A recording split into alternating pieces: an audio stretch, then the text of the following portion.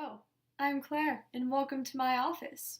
Office slash bedroom slash place where I live slash my therapy place, because today I will be psychoanalyzing myself. And before I go into that, I kind of want you guys to see where I'm coming from with this. So, we're first going to cover what factors I think contribute to the development of personality.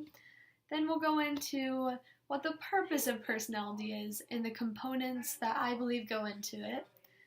Then from there, we're going to go to which approaches from class am I using to define a concept of personality. And then from then on, I'm going to discuss how this relates to me and hopefully come to some higher moral grounds. So, let's begin. Alright. So, factors that contribute to personality. At the front end of factors contributing to the development of personality, you have heredity and genetics, which will predetermine any aspects of an individual. I'll go into more of that later on, but I'm just kind of thinking this kind of how high or low your IQ is, which is going to kind of determine how you interact with other individuals and how you take in your environment. And that's an aspect of personality that will determine many other personality traits. And IQ is mainly determined by genetics and mainly sometimes how your mother raised you while in the womb.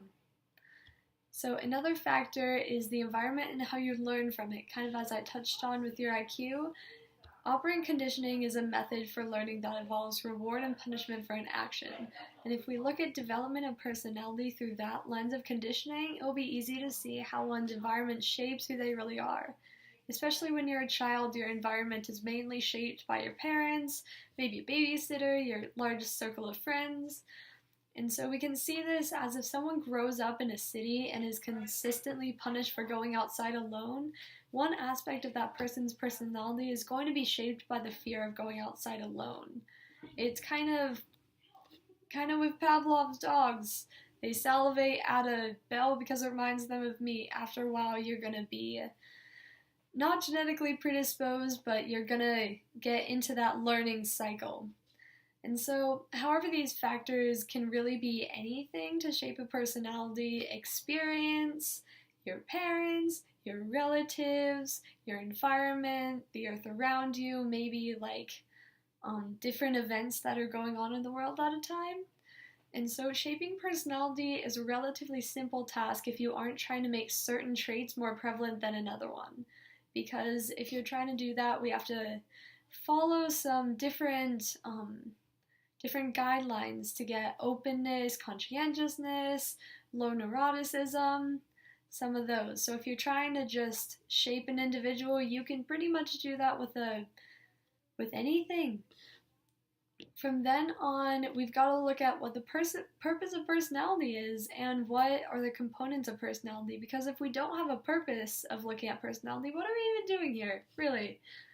So I believe that the purpose of personality is to have defining characteristics that make a person different from one another. It's kind of what makes us not just a clone of one another, or else we would be able to make my exact person in another one else. But it'd be kind of impossible to do that because of many different examples that I'm going to go into later. Personality is also what helps us to get to know more about people that tend to be very different than ourselves. Some components of personality include the physical appearance of a person, which includes clothing choices, body build, health, facial expressions, yada yada. How intelligent a person is, like the IQ I mentioned earlier, what they talk about, what they have learned over the years, how high they are in that hierarchy of needs. Social aspects of personality include moral codes and manners, so what a child thinks right or wrong and what they're going to do in a social situation. And then finally, there are emotional components of personality that by both experience and brain biology will shape how you are. And along those lines, the major parts of personality is attitude. So how one deals with their interactions toward people or just life in general. Perception is everything. And one of the main things that personality theorists try to get is the sense of self. And the sense of self, the sense of the mind, it all just kind of coincides together. So all these components of personality can be studied with many different approaches in order to define some of the minute differences in people and where they come from. However, I only believe in the reliability of the interaction of three main theories. As you can see with this little, it's kind of a bad diagram I drew, but this is how I'm going to go through my personality theory. It's all dictated by the brain, trait theory under that, then Maslow's hierarchy of needs under that. So, as I stated in my little diagram, the main theory which I hold is the brain biology theory and how it relates to personality. However, this theory doesn't cover all added personality aspects, so I feel as though the meshing of the biology, trait, and humanistic theory make up what is my conception of personality and how we can define people to understand people. So, we'll start with the brain. Phineas Gage. So this is an example that kind of started a whole lot of brain biology. It kind of showed that messing with the brain is messing with the mind and the emotions and the temperament with a person. Phineas Gage, if you don't remember, was in an accident, I think building a railroad, where he had a wooden stake that went straight through his head, right about here. And so it's crazy he survived. And so it cut off part of his frontal lobe, which even after he survived, everyone thought he was fine, but his temperament was greatly altered from a calm individual to a slightly more neurotic individual who was angry and who had a temper and all that stuff. And so by that, we kind of started thinking that the mind is what psychology will attempt to study and to know. And so with the mind, of course, comes the brain. So from this, we can look to fMRI studies. And so fMRI studies that show us that functions in the brain are localized. We can see with people that we put in fMRIs and show them like a picture of their loved one or a picture of like a rainy day, and a certain different area of their brain will pop up depending on the kind of the memory or the emotion associated with it. And so how big or small an area is will kind of define how you will process a certain situation. If someone has a larger amygdala, that means that they will process fear and worry at a much higher level than maybe a person with a smaller amygdala who's just kind of carefree over here. So with this brain biology, emotions are what make the self and what make the traits that we have. The frontal lobe is where most of this emotional processing occurs. We have evolved to have a bigger frontal lobe, which means more emotional processing and greater ability in perceiving and reacting to situations. The earliest humans just had survival instincts. They had a smaller head, they didn't have as big of a frontal lobe, they had the brain stem in what we call the older brain systems. That was like the amygdala, the medusa, the brain stems, the pons, all that jazz. And so that was kind of just general necessity needs, no super emotional processing. But we no longer just survive. We need to climb up the hierarchy of needs in order to get self-actualized and love and compassion and all the emotions that we now have. But I'm getting ahead of myself. This all ties together. So before we look at humanistic theories, it'd be nice to see how the brain works into the traits we possess. Many things are interconnected in the brain and in personality theories. That's why I find it impossible to look at a person by just one theory. The brain expresses the big five traits such as neuroticism, extroversion, conscientiousness, openness, and agreeableness based on the size and development of a particular area of the brain. The trait theory is a great way to explain how behavior derives from mechanisms in our biology. It's much easier to say that I'm a bit more neurotic than the average human being than, oh, I have a slightly larger amygdala. Like, I don't know how to tell that. I don't have an fMRI in my backyard that I can just go into and see. So that's why traits are made. And traits are made to explain and to define an individual.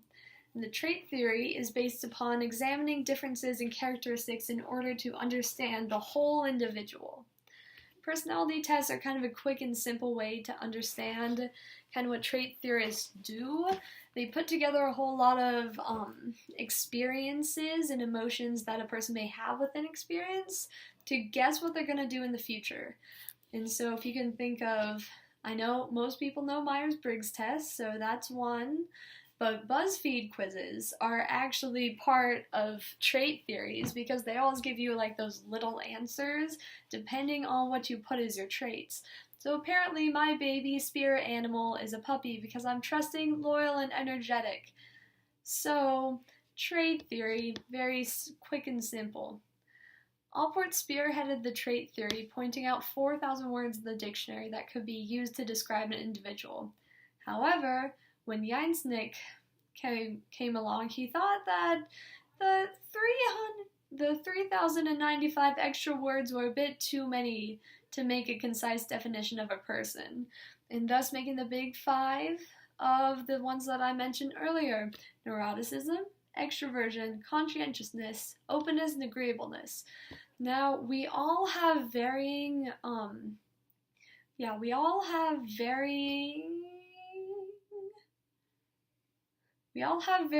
magnitudes of these big five. They all exist in a scale. And so if I had high extroversion, I could have low neuroticism. Or if I had high conscientiousness, I could also have high agreeableness. It just kind of depends. They're not all expressed the same, and that's what makes us different, and that's what makes brain biology in this instance so necessary, because the larger area of your brain will coincide with the larger trait that is produced. So, using the trait theory in relation to biology theory gives us a more holistic concept of personality and possibly shows us what a person is more likely to do in a given situation, which theorists believe that they can do just by the trait theory, but I don't believe that you can fully understand what a person is going to do in a certain situation, even if it's a very different situation than they've ever been in before. Someone can score high on neuroticism but still get in a group and be totally shy and not even knowing. And that could be explained in what area of their brain is bigger than the other one, what frontal lobe area is more developed than the other one, which neurons are more myelinated than the other neurons. And so now we are left to wonder what drives a person to do more than just survive, but more importantly, what makes a person want to get the experiences that will test all of our theories and that will prove many of these theories. That's why the humanistic approach is the last tier in my three-tiered conception of self. So the first humans, which I had mentioned before, had smaller brains that didn't consist of a fully developed frontal lobe. They're only interested in surviving. That's all they needed to do. And that's all they had to do for a very long time because it was hard to get food, hard to get families, hard to reproduce. But obviously now in our day and age, it's easier to get that type of safety and security and all the necessary things we need to survive. And so our brains have evolved to be greater than that. And we can look at Maslow's hierarchy of needs to help us understand why that is. So this pyramid is a 5-tiered pyramid, starting with psychological, safety, love and belonging, esteem, then self-actualization at the top. And how the hierarchy is explained is the top tier is self-actualization. So throughout your whole life, you are completing all of these tasks to get to that self-actualization that you need. So using the humanistic approach, we can look at a person's walk through life and see that it's the need of self-actualization that motivates their behavior through life. It's not only what motivates, but that's what will dictate how they make their way through life. One's brain biology will dictate what behavior you will tend to want to do, but the Maslow's hierarchy of needs and this humanistic approach gives us a better look of where that person is and kind of their journey through life. And I believe that their journey through life is a very large proponent that we need to keep in mind, and it's self-actualization is one of the things that personality in like counseling sees to have. It's the sense of self, as I explained earlier. And so we got the brain that genetically predisposes us toward our behavior. Then we have our traits that will show how we'll act in a certain behavior. But there is also no way to define the self without looking at their walk through this pyramid. Without it, we wouldn't be able to predict or know what is really going on inside a person's mind. I mean, we'll never really actually know, but it's all about the brain and mind and the self, and it's all about our conception of the self and how we see others. Finally, we go into my conception of personality and my own personality. So we're going to use my three-tiered approach once again. Attempt, because even though I feel like I know myself a lot, there are always things I don't know. I'll mainly be using the trait approach because the biology approach will kind of be a bit hard to see, seeing that I can't see my brain and I don't have various tests in which I will be able to see my brain. So the trait approach is kind of the one that's a bit more pertinent to the situation at hand. Well, on the Myers-Briggs test, I'm an ENFP champion! Yay! I don't always feel like an idealist champion, so that's exciting. Some of my top careers would be a comedian, interior designer, college professor, social scientist, teacher, so many of these things that kind of require, I don't know, more creative, extroverted, possibly athletic capabilities, which I do say I might possess. And so that kind of, I don't know, for me it establishes a lot of what I feel is true about myself, which comes in to the humanistic approach on the self-actualization scale. I feel like I'm getting pretty high in self-actualization. I would say that I am at the love, belonging, I would say that I'm at the love/belonging stage, just breaching on the esteem stage. That's kind of going with how I've felt in like last year, freshman year, and how much I've grown during this year. I tend to keep a journal and refer back to it. That might sound kind of dorky, but it's actually kind of helpful. So yeah, that's where I would say I am. If we want to look at it through the psychoanalytic approach, which I didn't really cover today because I feel like that's not always necessary for discovering who an individual is and how they're going to react in situations, I would say that a lot of my personality is defined by coming from like a small city town and having parents that were together and really excited and very like into helping me having new experiences and stuff. So I would say that I was born with knowledge. I would say that I was born with knowledge, but all the experiences in my life have helped change the traits that I have today. I wouldn't say my traits changed, but they became more stable. I used to be like mood swings, angry, happy. Claire doesn't want to go outside. Claire wants to do a lot of different experiences, but throughout that, my traits have kind of become one, and they've all meshed together to create this ENFP Aries Claire who just kind of does stuff. And self-reflection is kind of something that I enjoy, but not always something I enjoy talking about, which would lead to my trait being a bit more outgoing introvert than full-on extroversion, which the ENFP, since I did score a little bit higher on the extroversion, that's why it's not INFP and it's ENFP, just to clear that up. So yeah, that's what I would say. I would say that through the years, my brain's neurons have myelinated more towards like dancing and creativity and more more thinking than more math. I don't have a math and science brain. My brain tends to like activities that make me think and make me figure out a puzzle.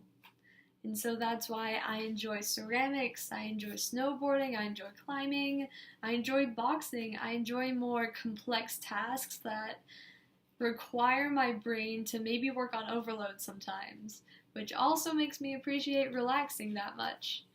So I guess I did kind of go into the brain theory to tie that all together. So if we want to look at my little diagram I made here, I would decide that my brain has learned over the years to myelinate neurons that tend more to the critical thinking processes and artistic processes.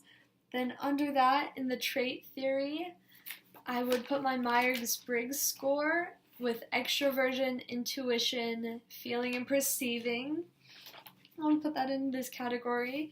Then under the hierarchy of needs, the humanistic approach, I would say that I'm a pretty self-reflective person and that I'm just breaching on the level of esteem, and all of the things that I've been doing, all of my activities, all of my behaviors have been keyed more toward understanding who I am and being comfortable in it. And this was another step in that process. So thank you guys very much for listening. I hope I didn't drone on for too long, which is obviously possible. And yeah, have a great day.